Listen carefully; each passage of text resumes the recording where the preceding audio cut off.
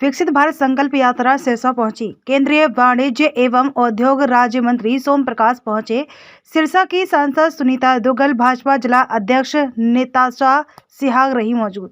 मंत्री सोम प्रकाश का दावा, 2024 में एक बार फिर से केंद्र में बनेगी भाजपा की सरकार। पीएम नरेंद्र मोदी के नेतृत्व में देश में हुआ रिकॉर्ड विकास, तीसरी बार केंद्र में बनेगी सरकार। मंत्री ने हरियाणा सरकार की तारीफ की।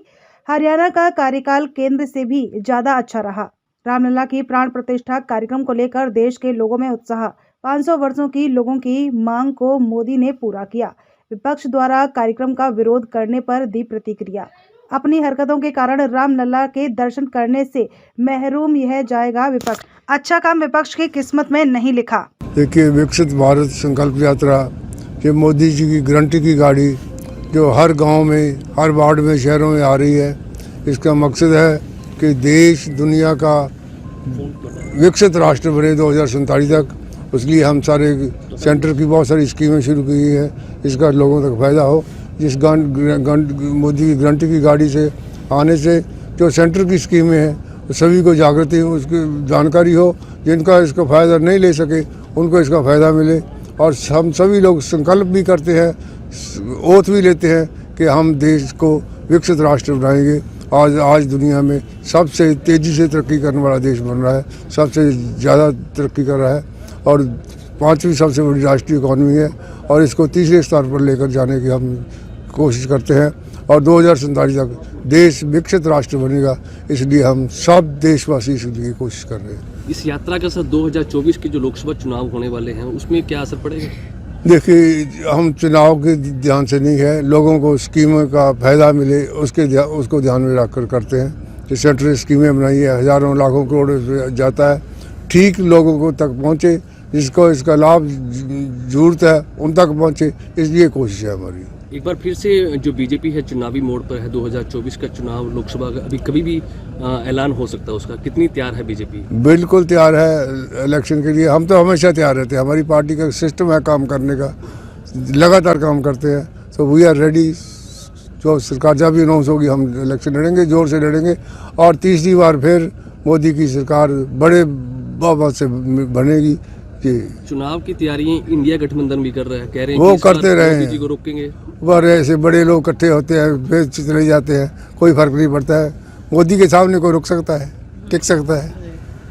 और क्या कहेंगे सर, जिस तरह के 9.5 साल से ज़्यादा कंप्लीट जो सरकार है केंद्र का वो पूरा हो चुका है, किस तरह के कामकाज देख रहे हैं? आज दुनिया में सबसे तेज़ तरक्की करने वाला देश है भारत। और दुनिया में जाओ, आज भारत का नाम इज्जत से लिया जाता है। प्रधानमंत्री नरेंद्र भाई मोदी सबसे प्रभावशाली नेता है दुनिया के, ये हमारे लिए गर्व की बात है।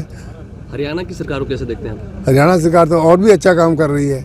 जो सेंटर की स्कीम है उससे भी ज़्यादा इन्होंने बढ़कर जो फैमिली कार्ड का कंसेप्ट है, तो पर्सनली कन्विंस्ड हूँ, सबसे इंडिया में सबसे पहले हरियाणा ने शुरू किया और बहुत अच्छा स्कीम है ये।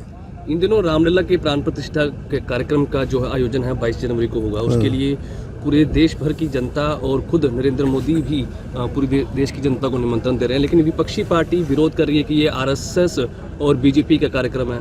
कोई अच्छा काम उनकी किस्मत में नहीं है, विपक्षी वालों के अच्छा काम वो नहीं कर सकते हैं, उनके भाग्य में नहीं है जाना, तो क्या कर सकते हैं? तो इस कार्यक्रम को लेकर क्या कहेंगे, रामलला के कार्यक्रम को लेकर? ये तो हो रहा है 500 साल की लड़ाई के बाद ये मंदिर वहाँ बना है, ये मोदी जी के नाम बना है। उनको ये श्रेय जाना था, भगवान अपने आप उनसे ये काम करवा रहा है। तो उनको बहुत बहुत सभी देशवासियों को मुबारकबाद कि रामलला का मंदिर बन रहा है। देखिए, जैसा कि हमारे मंत्री जी ने भी कहा है, विकसित भारत संकल्प यात्रा माननीय प्रधानमंत्री नरेंद्र मोदी जी की गारंटी है। जो उन योजनाओं का लाभ हमारी आम जनता को नहीं मिला था, उनका लाभ जो है इसमें मिलना सुनिश्चित हो, इसलिए यात्रा जगह जगह चल रही है और बहुत अच्छा इसका रिस्पांस, खासकर मेरी सिरसा लोकसभा में तो बहुत अच्छा रिस्पांस मिल रहा है। किस तरह की योजनाएं वो अधिकारी जितनी भी योजनाएं हैं, उज्ज्वला योजना के तहत आपने देखा होगा हमने किस तरह से गैस सिलेंडर जो है वो बांटे हैं यहाँ पर, और इसके साथ साथ चाहे आयुष्मान योजना की बात करें, कार्ड कितने सारी हमारी महिलाओं को, भाइयों को मिले हैं, राशन कार्ड की बात करें, सभी जितनी भी योजनाएं हैं, आप कितने सारे हमारे भाई बंधु हैं उनका मेडिकल चेकअप हुआ है, आयुष योजना, हर तरह से जो है लाभ हमारे ग्रामवासियों को यहाँ पर मिल रहा है। कांग्रेस की तरफ से जो रामलला के कार्यक्रम को लेकर विरोध जताया जा रहा है, वहीं दूसरी पार्टियां भी विरोध कर रही है कि ये बीजेपी। देखिए ऐसा है कि सच में ये जो है ये सच में ही हुई है वही जो राम रची राखा, जो प्रभु ने जिसके हाथ में लिखा होता है ना यश, ये उसी के हाथ में मिलता है। इसलिए माननीय प्रधानमंत्री नरेंद्र मोदी जी ने जो है वो प्राण प्रतिष्ठा कर रहे हैं 22 तारीख को। 500 साल पुरानी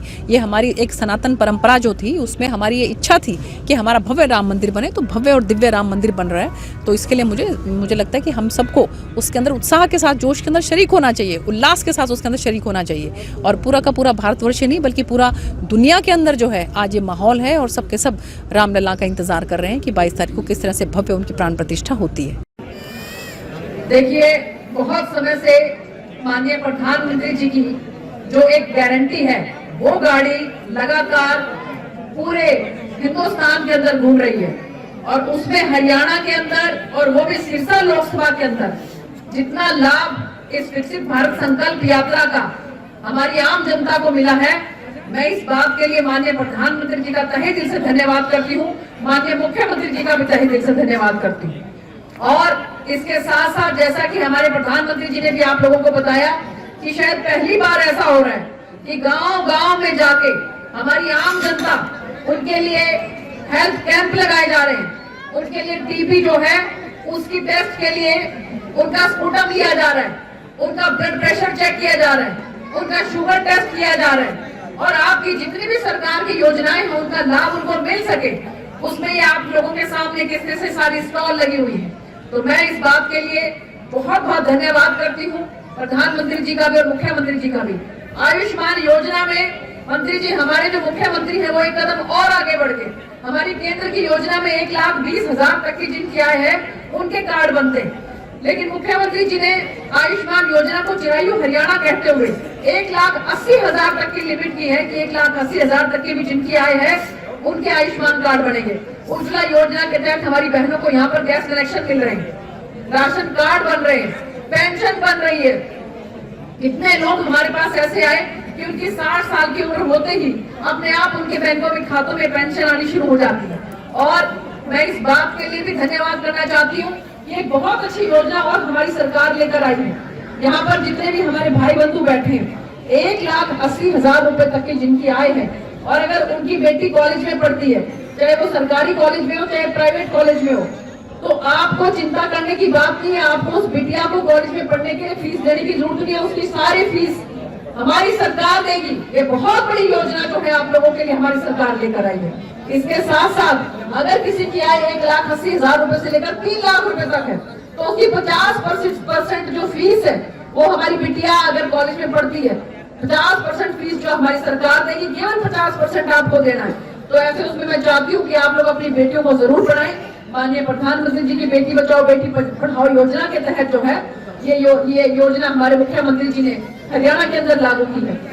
इसके साथ साथ आज माननीय मंत्री जी को लाने का जो खास उद्देश्य है वो ये है, देखो मंत्री तो हमारे काफी और भी हैं, लेकिन मेरी कोशिश ये थी कि पंजाब के जो हमारे बिल्कुल पड़ोसी जो हमारा राज्य है उसके जो वहां से जो बिलोंग करते हैं वो मंत्री हमारे इलाके में आए और वो मंत्री जो है वाणिज्य और उद्योग के मंत्री। तो मैं अभी इनसे जिक्र कर रही थी कि किस तरह से जो हमारा इलाका काफी पिछड़ा हुआ है, यहाँ पर जो कोई भी हमारा भाई उद्योग लगाएगा उसको हमारी सरकार बहुत सा लाभ देगी, चाहे उनका सिंगल विंडो के तहत जितने भी उनको फॉर्म भरने हैं वो सब के सब उनकी तुरंत प्रभाव से काम किया जाएगा। और भी जो भी योजनाएं हैं, चाहे लोन देने की योजना, तो मैं आप सब लोगों के माध्यम से खासकर हमारे मीडिया बंधुओं के माध्यम से कहना चाहूंगी कि जो भी कोई इंडस्ट्री लगाना चाहता है तो हमारे MOS जो है वाणिज्य और इंडस्ट्री डिपार्टमेंट के आज हमारे बीच में है और कल भी रहेंगे, कल भी बल्कि फतेहाबाद में विकसित भारत यात्रा जो है उसमें भागीदारी करेंगे। मेरी पूरी लोकसभा के अंदर 2-3 विधानसभाओं में 2-3 जगह पर विकसित भारत यात्रा में हमारे मंत्री जी हमारे साथ रहेंगे। तो मैं आप लोगों के माध्यम से कहना चाहती हूँ कि जो भी हमारे भाई उद्योग लगाना चाहते हैं इस इलाके के अंदर ताकि हमारे युवाओं को रोजगार मिल सके, तो वो हमारे मंत्री जी से और हमसे जरूर कॉन्टेक्ट कर सकते हैं। जो भी सरकार की योजनाएं हैं उनका भरपूर लाभ यहाँ पर इंडस्ट्री लगाने के लिए उन भाइयों को मिलेगा।